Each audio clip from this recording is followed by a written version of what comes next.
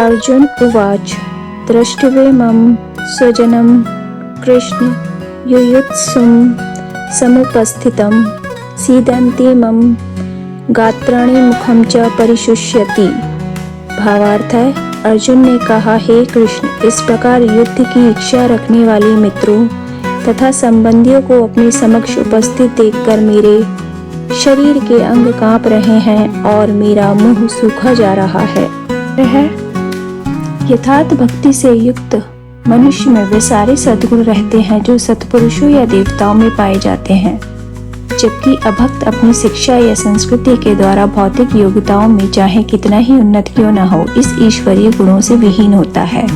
अतः स्वजनों, मित्रों तथा संबंधियों को युद्ध भूमि में देखते ही अर्जुन उन सबों के लिए करुणा से अभिभूत हो गया जिन्होंने परस्पर युद्ध करने का निश्चय किया था। जहाँ तक उसके अपने सैनिकों का संबंध था, वह उनके प्रति प्रारंभ से दयालु था, किंतु विपक्षी दल के सैनिकों की आसन्न मृत्यु को देखकर वह उन पर भी दया का अनुभव कर रहा था। और जब वह इस प्रकार सोच रहा था तो उसके अंगों में कंपन होने लगा और मुंह सूख गया। उन सबको युद्धाभिमुख देखकर उसे आश्चर्य भी हुआ। प्रायः सारा कुटुंब अर्जुन के सगे संबंधी उससे युद्ध करने आए थे। यद्यपि इसका उल्लेख नहीं है, किंतु तो भी सहज अनुमान लगाया जा सकता है कि न केवल उसके अंग कांप रहे थे और मुख सूख रहा था, अपितु वह दयावश रुदन भी कर रहा था। अर्जुन में ऐसे लक्षण किसी दुर्बलता के कारण नहीं, अपितु हृदय की कोमलता के कारण थे, जो भगवान के शुद्ध भक्त का लक्षण है।